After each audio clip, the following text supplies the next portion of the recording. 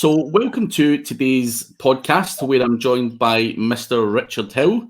Richard, thank you very much for taking the time out to come on and speak to me. Thanks for having me, Craig. How are things in Lincolnshire? It's a beautiful, beautiful day outside at the moment. I would say it's probably scraping 19 degrees, so it's actually really nice and bright. Obviously, I am sat at home while I do this podcast on lockdown. But apart from that, I'm pretty good, yeah. Good. So for the viewers out there, I was on Richard's podcast a few weeks back. It's not been released yet, but interesting guy who does, who has an e-commerce agency at present, Richard. And I know you've had that for a few years now, but what is your background overall? Okay, so for me, sort of digital marketing and sort of the whole online side started circa 20 years ago, which sounds ridiculous saying it out loud. But I'd sort of left uni. So I'm 47 now. So I stayed at college and uni and whatnot as long as I could. I was like, just keep studying sort of thing. But then left uni, and to be fair, I didn't quite know what I was going to do, and sort of stumbled across an opportunity, really, like I think you do, stumbled across an opportunity to buy computers, to buy computer components and computers from a chap who had a contract with what was then called Mastercare. So if you were to buy PC components from and PCs from Dixon's, Currys, PC World back in the day when they were open, and you had a problem with them, you would send them back to Mastercare. Mastercare would send you a brand new one, but Mastercare had this 100,000 square foot warehouse, and then some, I believe, that had all these returns. So this chap I got to meet, he had the contract with them, and I started buying computers off him. And sort of grew that from which was actually a trestle table on a car boot stall back in the day. It literally was. I can remember very clearly going out in my car, trestle table with about 20 computers and monitors and this, that, and the other, and started to sort of build a business, as I can see now looking back. But at the time, it was really just a sort of, there's a little bit of margin to be had here. Computers back then, it was very common to pay $2,000 for a PC, unlike today, desktop PCs like 300 quid or whatever. Yeah. $2,000 sort of secondhand computer. So I started buying and selling computers, but where I was doing it was really on this market, but they also had sort of what was known, still is known as an antique centre. So it was actually a place where a lot of antiques are sold, and then they have a market at the weekend, and there was an opportunity to get some space in one of the rooms there. But it was like, okay, so we're going to be busy on one day of the week. What we're going to do for the other 6 days of the week? But at the same time, there was this thing called the internet, and sort of selling online was sort of there was a murmurs of it out there, but it wasn't really a thing. It wasn't really a thing. So what we did, I hired a guy that I sort of just met out of the blue who said he could build websites. So we built with this website, which was really an Excel sheet online, and that was all it was. But we had quite an advantage. Looking back, sort of hindsight and all that, is that components and PC products were very, very volatile, as I think they are now, but not as much, very much based on the US dollar rate, exchange rates, stock availability, things like that. So a lot of like PC World, etc., they'd price something, but they'll leave their prices very static for like 6-8 weeks, whereas every week we would update this Excel sheet online, and people would start to come in from, we're in Lincolnshire, but where we were was really almost in the middle of nowhere. But people would drive in because there wasn't a lot of opportunity to go to other computer shops back then. So really my first sort of first opportunity with online marketing was probably about 18 years ago. So, 18 years ago, a couple of years into the sort of selling online. And then, it sort of grew from there, where the shop became a sort of a 7-day-a-week. We only really closed for Christmas Day, Boxing Day. We had a very busy shop, very busy online. Built our first e-com store after the Excel store. We built the e-com store a few years later, and we grew that to what was at the time, a very considerable business. We were doing so just over £1 million a month, about 1.2 a month. Had about 40 staff, 20,000 square feet, and all that sort of everything that goes with sort of what was at the time a fairly chunky sort of e-com retail store, and we had a sort of distribution in there as well. Mm-hmm. But and then I moved on to the agency sort of side of things. So that business as I said, right at the beginning, was a very profitable, in a very good niche. But PC components and PCs, as we know, came down considerable, like they are today. You know, very, very cheap to buy a, you know, obviously you can spend a lot if you wish, but a fairly decent PC, you know, 300 or 400, 500 quid. So margins got squeezed. It was in the time of sort of the recession, 2008, 2009. So I had to sort of pivot the business at that point and decide where to go. So we've been doing our own digital marketing, our own, you know, SEO and paid ads, or SEO and Google Shopping were very much the things that we focused on. Hired a couple of agencies back in the day, but decided that this isn't for me, as in paying somebody else to do this and not really sure what they were doing. So really went full in on that, and that enabled us to come out of that sort of recession with other brands that we sold online. And again, similar to what we did with the PC business, we built other websites, importing products. So we did, we were selling digital photo frames. I don't know if you remember those back in the day. They were very, very popular. I mean, it's amazing. Just sometimes, obviously, when I spoke to you the last time, you say things and you're like, yeah, I remember that, and Froogle and all of these kind of weird. I like having conversations with guys who have been in the industry a long time, because it just does remind me of my early years. And just something you actually forgot existed, actually. So we designed our own brand at the time for digital frames, and then started bringing some in, and then it sort of, that again became quite a substantial business, but it had a bit of a shelf life, really, like a lot of technology products, which is where the focus was. It had this shelf life where you sort of got to get in, but then you got to time it and get out. So some very good times, but at the same time, trying to time it to get out and get in to that next thing is a bit of a merry-go-round. But at the same time we were doing that, we were getting asked, or I was getting asked, you know, how come you selling so much stuff online? You know, how come, you know, we were doing, you know, again, we were sort of getting £1 million months just selling digital photo frames through the website. And obviously, really, it was SEO and Froogle at the time. So we kept getting asked, you know, can you help us? Can you help us, from our sort of customers, people that we were selling to on the trade? So I sort of said, do you know what? Go on then, I'll give you a hand, sort of thing, on the sort of agency side. But at that time, really, it was just helping a mate in reality. Like a lot of these things, you sort of try things and then they turn into something. So I did a sort of a half-day consultancy, if you like, with quite a well-known retailer now, or e-tailer. And that sort of made me think, do you know what? This agency game, this agency thing, you know, quite like it. I might take a couple of clients on. Mm-hmm. And that was sort of 10 years ago. And we set up our first agency. We just celebrated in November, we celebrated our 10th anniversary with SEO Traffic Lab. Mm-hmm. So as the name suggests, we started as an SEO agency, but the agency is very much SEO and PPC, SEO, PPC, Facebook ads, Google ads. And then 18 months ago-ish, we launched Ecom One, which is very specific to e-commerce. So only working with e-commerce stores, because what we found with SEO Traffic Lab, we were working with, say, an e-commerce store doing X amount a month, but then we were working with a chain of solicitors over here. So it was quite hard to get our marketing right to market to both those. So we have those two, we have that sort of split within the agency, but we actually have two agencies now, SEO Traffic Lab and Ecom One.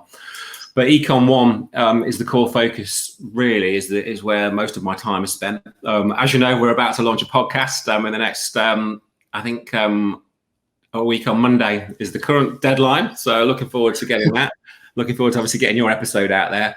But within Ecom One, and really over the last sort of 15, 16 years, Google Shopping has been a huge focus. You know, I think, you know, just the fact that you can very quickly take a feed from a e-com store and, you know, push that through what's known as the Merchant Center into your Google Ads account, and very quickly, you know, get on page one of Google, which is, you know, sort of a quite a, you know, sort of a, sounds very salesy where you say, yeah, be on page one of Google in a day, which obviously if we were talking about SEO, you'd think you'd question it.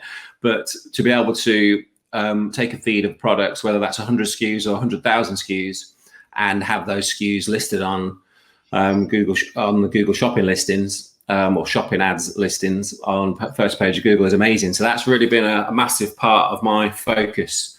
Hence the core reason to launch Ecom One back in November 2018. Yeah. So on that, you know, I've not done the Google Shopping thing for a number of years, and as I was mentioning to you in a previous conversation, that Froogle was my thing. I had this stationery website that I was in charge of, and the prices changed every week.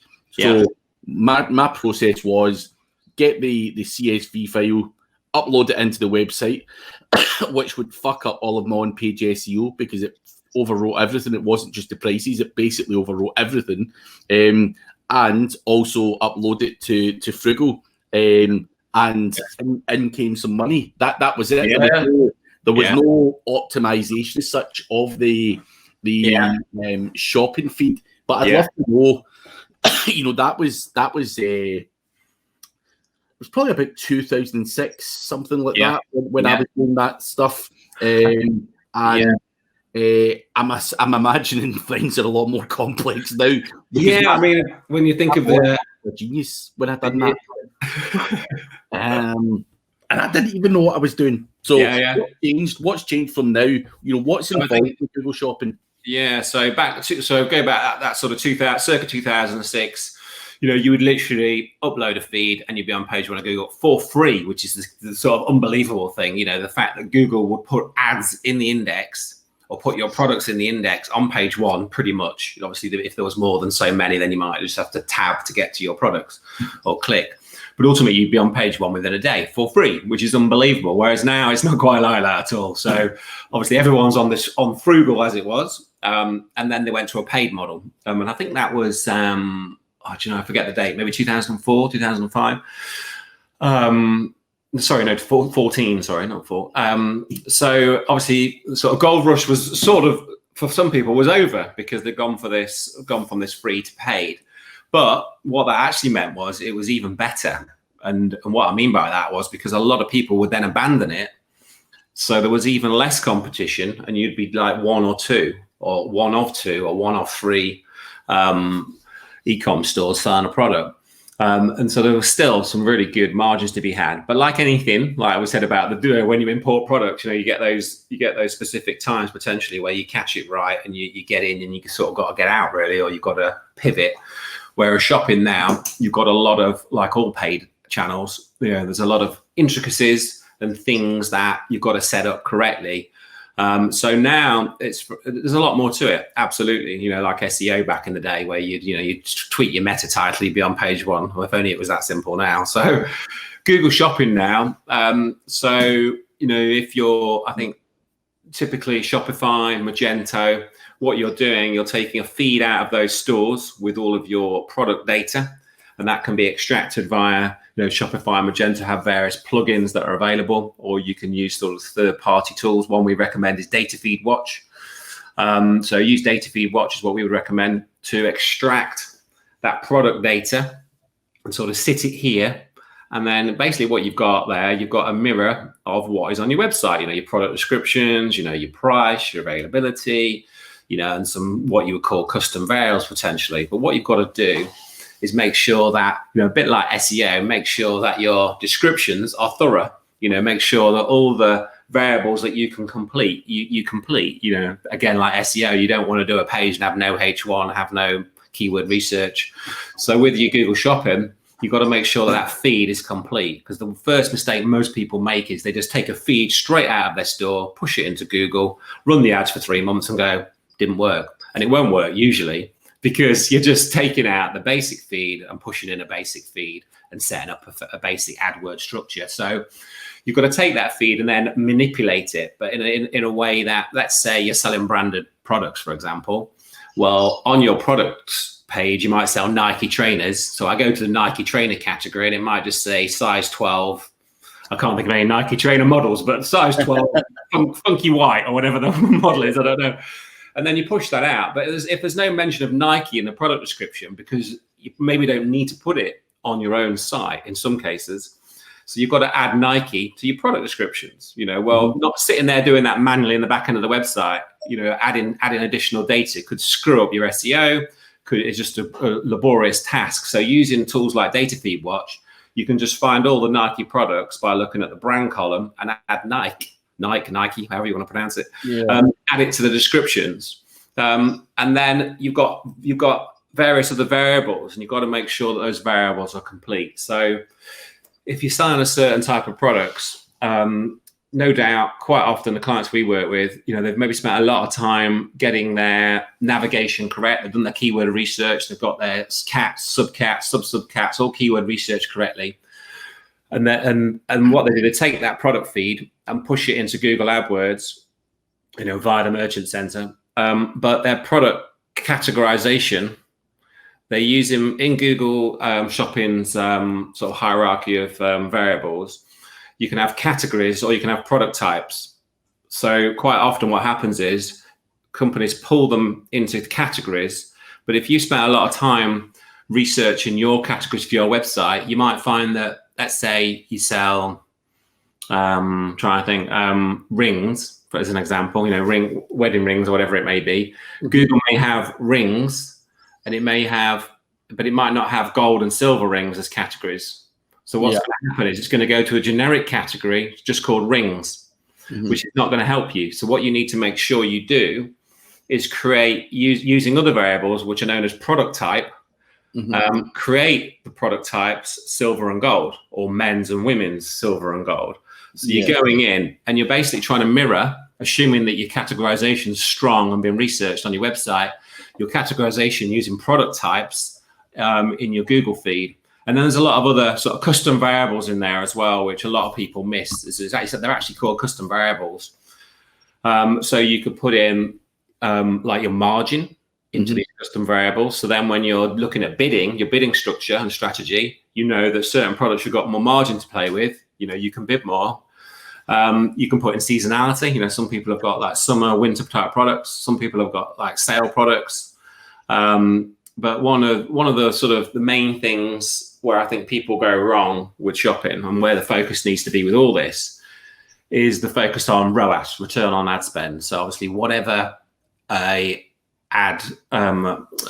company running ads spends on, they spend $1,000 on ads, they get 10 grand back. That's known as a 10 to 1, 10 to 1 ROAS. And with shopping, everything you do really should be geared to that, improving that ROAS and focusing on that. So a couple of questions on this. As I say, I'm not a Google shopping specialist anymore. I was the kingpin back in 2006 because no one else was doing it.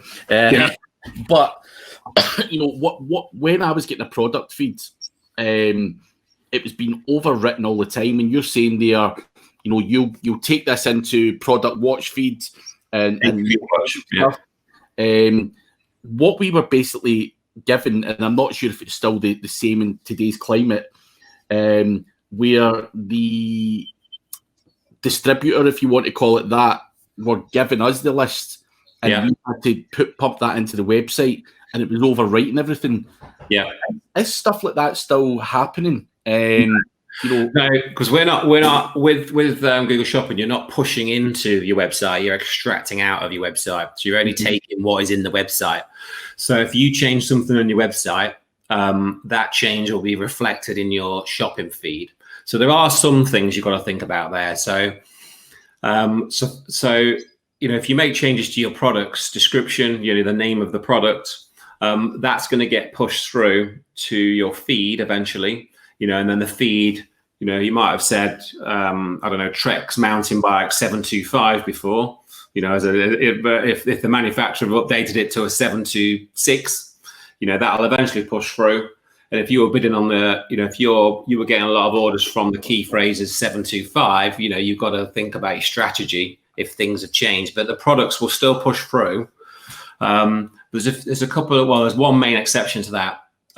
Whereas if you've created brand new product types, brand new categories, they might not always filter through. They sometimes get pushed into a category that's known as everything else if they haven't been set up correctly. So that's something you have to look out for. But any changes on your website to do with products will automatically get pushed through.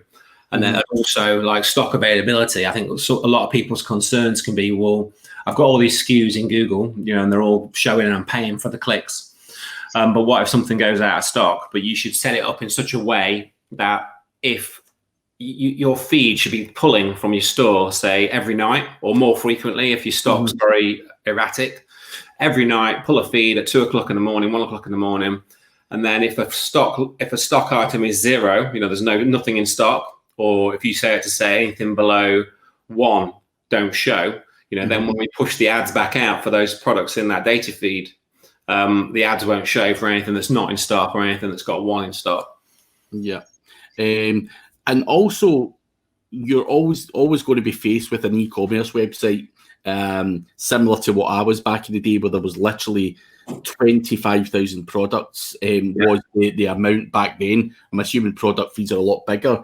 How, if you get a client, and I'm assuming you've got clients that have that volume, you're not going to be able to optimize everything. So what is it that you start tackling first? Is it the top 100 best-selling products that you optimize and stuff like that? I'm assuming, It's a combination. So what we would do, absolutely, we'd look at the top sellers, but we would make sure that structure is right. So when we've looked at the campaign, the structure on the website, we make sure that we mirror that, and those variables are in the data feed. Then when we're in the AdWords campaign, we would then structure the ad groups in the same as the navigation. So you'd end up with a lot of ad groups, because one of the big mistakes we see in sort of novice accounts, they'll have 20,000 SKUs and it's in one campaign and they're bidding 10p on everything, which is ridiculous, because what you're going to see is you might have a mobile phone like, a Note 10, which is whatever, 1,200 quid, or you might have a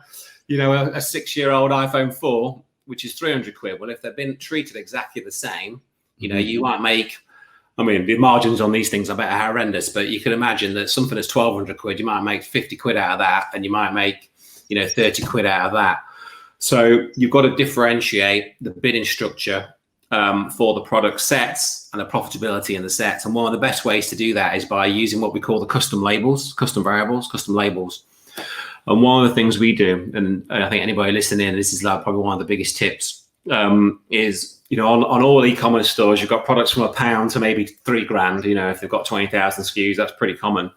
So you've got to be able to bid differently dependent on the sell price of that.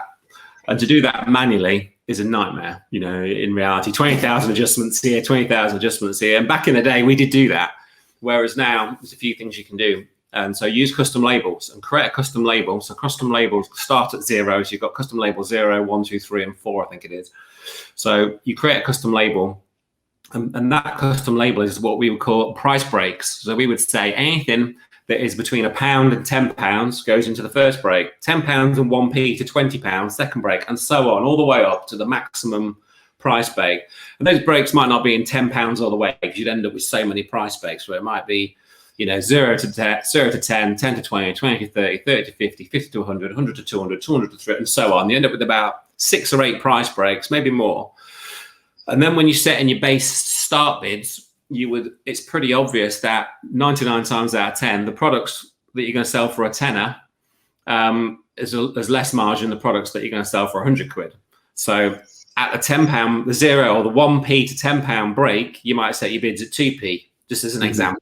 Each business will be different, but so 2p, then the £10 and 1p to £20, it'll be 3p. So then you're bidding incrementally based on the sell price.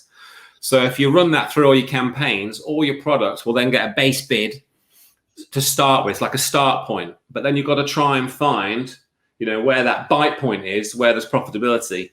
And that's where a few things around, a few sort of common sense things need to be in place. So you've got to make sure that all your tracking is set up, because quite often, again, we'll log into accounts and it'll be like that. We'll say to a client or potential client at the start, how much do you spend on ads? What's your return?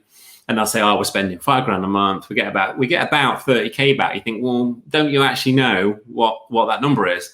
And then when we go into the ad account and we look at the conversion value column, so in your ad account, you can enable all the different columns. So you want your ROAS column, which is your conversion value over cost. So you've got that multiplier. But really, you want to know the turnover. We need to know how much. There's no good getting a 20 times return if you're only spending £5 and getting 100 quid back. You want to be spending. So we need to make sure the tracking's working. That's the first thing. And then if the tracking's working, we can then really see, right, you're spending £5,000, you got 50k back. Right, so that's a 10 times return. Does that work for your business? Yes, no. And then all the ad groups that we've created that are mirroring the categories, when you open up the columns that show the return on ad spend, you'll see all the different return on ad spend. So some will be like 12 times, 15 times. Yeah, that's brilliant. That's brilliant. And you'll see the conversion value. And then you can filter those columns to sort of see, obviously you'll have all the winners at the top and then you'll have all the losers at the bottom. And that's where, where we very much focus on this sort of 80-20 principle, where we know that where there's a lot of money getting wasted, we can tighten that up really quickly and do some big savings, make some big savings on the areas where there's a lot of profit, a lot of ROAS, a lot of turnover. Some simple tweaks there on the sort of bidding strategies and structure can really, make a big difference. Yeah, no, I'm glad it's a lot more complex now than it was. I think back in the day, my boss, as I said, it was a stationery company, would pick 10 products, for example, that he thought were basically, he called them lost leaders. He wasn't bothering whether he made profit on these or not. Yeah. But obviously undercutting someone on the Froogle thing was your way to get to the top. So our item was $1.99 and another guy's was £2. It would just end up a bidding war. Yeah. So I'm glad there is a lot more structure and sensibility to it, because I think, back then it was just a price war and your margins were always squeezed. And their job with Froogle was to get people buying online, but then start to hit them with massive upsells for cartridges and, stuff that had a lot more profit in it. So they were actually being shafted in another way. And it was just a joke. But how much, if someone's entering Google Shopping now, you're saying it's a paid service since 2014, what's the kind of pricing structure like there? Is it per product, or do you pay a set monthly fee to get on there? What's that like? Okay. Yeah, so there is no fee to get on there. So the process is, you take that feed from your store, you push that into what's known as a merchant center, and that's where Google are sort of saying yes, no, yes, no, yes, no. It goes through all your products, checks everything, does all the formal checks, and then let's say you've submitted your 1,000 products, and this is all for free at this stage, and then it'll say, right, your 900 of these products are fine, but 100 of them are not fine because of, and then it'll list the reasons why. And it might be that your images are not acceptable. It might be that there's no VAT, or the VAT is being calculated incorrectly. It might be that the delivery doesn't match what you've set in the merchant center about delivery fees, doesn't match what you're publicizing on the website. In that case, everything will get disallowed usually. Same with the VAT usually, because normally if VAT is wrong, if you're saying you're selling ink VAT, but actually on your website you're showing X VAT, Google will not allow that. So you've got to get matched. So once you've sort of gone through those checks, and that 100 maybe that you've tweaked and got down to 980, right, what you're doing then is you're then linking that up to your AdWords account. And then you're setting up your campaign structure, like I said a few minutes ago.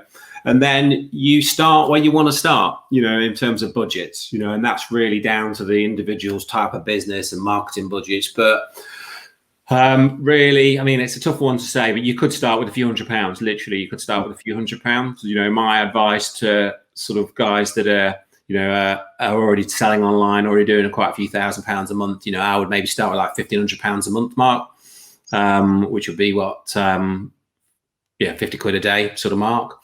And then what you could do, if your budgets are smaller, what you could do is, if you've got a lot of SKUs, you could take your 20% of SKUs and bid appropriately.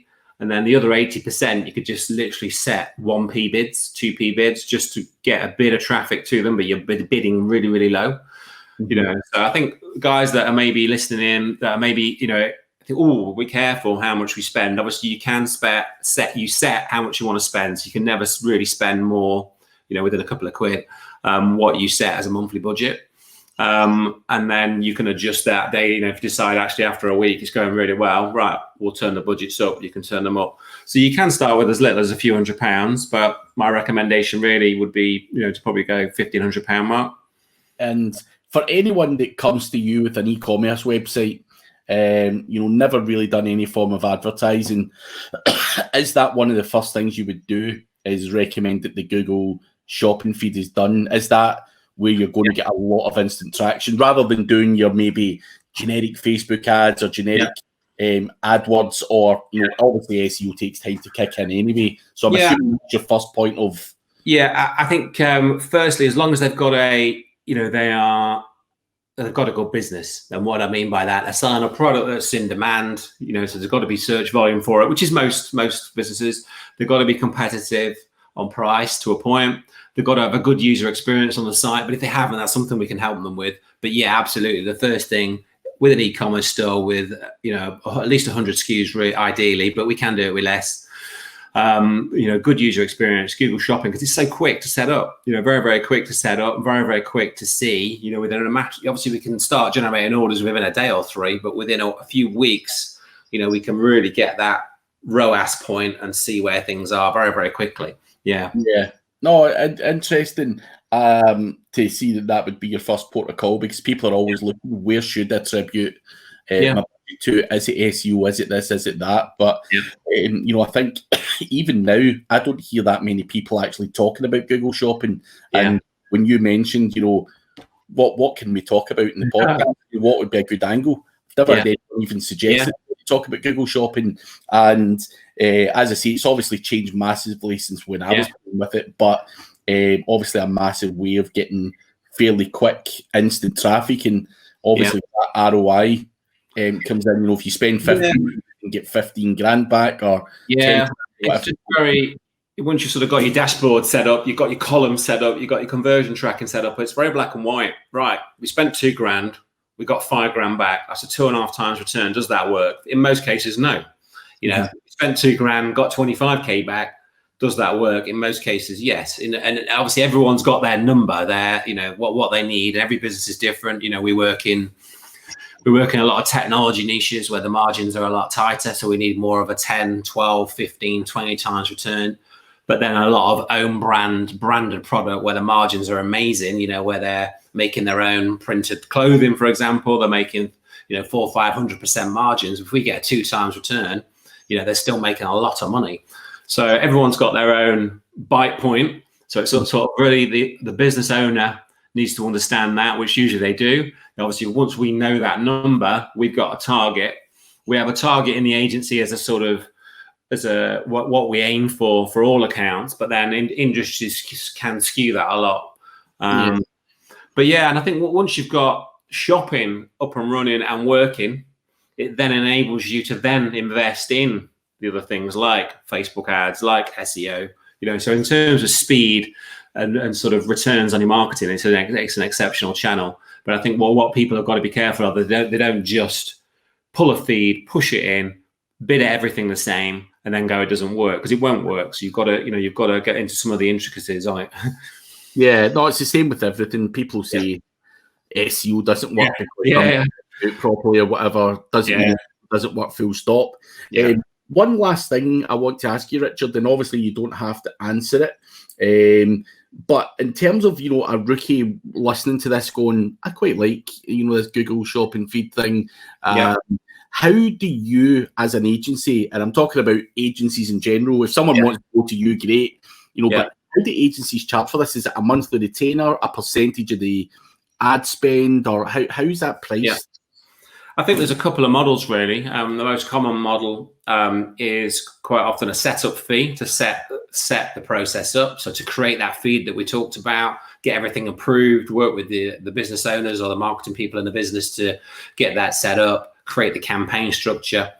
We have, for us, we have about 200 things. I think it's 205 things, like a checklist, when we're setting up a campaign or setting up shopping from scratch. So it's usually a setup fee. Obviously, that'll vary from agency to agency, but that's usually based on sort of roughly how much time it will take. Will it take a day, half a day, 2 days? So there's usually a setup fee. And then usually there is a minimum fee management a month. So there's usually a minimum management fee or a percentage of spend, whichever is the greatest. So, for example, if someone's spending $5 grand a month, a minimum management fee, say, would be £500 a month, or 12% of spend. So if you start spending, more than $4 grand a month, you're going to go over the 12%. So if you're spending $6 grand a month, it's usually like 10, 12, 14%, depending on what agency you start sorry, what you're spending, but there's always a minimum fee. So that's sort of the most common model. And then there's a couple of other, the other model really, it can be sort of say, right, we're spending 20 grand a month on ads on YouTube, search, shopping, Facebook, and there's just a minimum fee that's usually going to be a lot higher, maybe £1,500 a month to manage 3 or 4 platforms. So that's sort of sometimes the other option. We charge a flat fee or a percentage of spend, the first model, which is what we've always done. Yeah, that makes sense. And obviously the initial setup fee, because things are a bit more labour intensive at the start. So it makes perfect sense. I was just curious. I think it's good to do the setup fee, because I think 2 things. It's like a commitment as well from both sides, because we're going to commit as an agency to spend, a day or 2, maybe more, depends on their business, to set everything up. So we're going to commit a lot of time at our end. So if a client's not willing to pay for that, it's sort of I think, well, that relationship's probably not going to work out in the long run, because they don't value our time and they don't value our expertise potentially. There's the odd exception where we might not do setup fees, depending if there's other services that we're working on. But generally, we charge a setup fee, and it just sort of sieves out the people that we want to work with as well. Yeah, no, I can totally relate to that. Sometimes adding a fee, people that you don't want to be dealing with. Obviously, there might be a guy that comes for SEO. And I think that some people will say, well, you can just set that up, and it's like people say, well, if you just do that and it's just dead simple. I'm thinking, okay, well, it might be dead simple to us because we've spent 15 years doing it. We've got, we spend £5 grand a month on tools. We this. We spent probably £250,000 figuring it all out, because it takes us a day and a half to set it up. Still, should we charge nothing for it? Well, definitely not. We should be charging for it. You've always got to value your time and expertise. People don't see the 10 years worth of mistakes you've made, blowing countless tens of thousands of pounds probably. If you add all of that up in terms of mistakes made. And obviously we use I think there's an analogy going around Facebook where I think there was a ship with £500,000 worth of bananas on it, stranded. This is a complete tangent, so apologies, but there's £500,000 worth of bananas about to go rotten on this ship, and they've had mechanic after mechanic trying to fix the engine, can't get it working. This old boy turns up, looks around the engine, gets his hammer out and goes bang, literally bang, engine works. £500,000 worth of bananas get saved.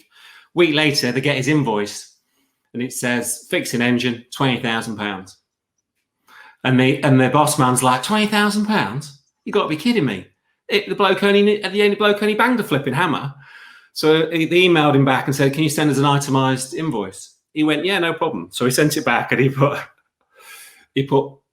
banging of hammer, £20. Knowing where to bang, £19,880.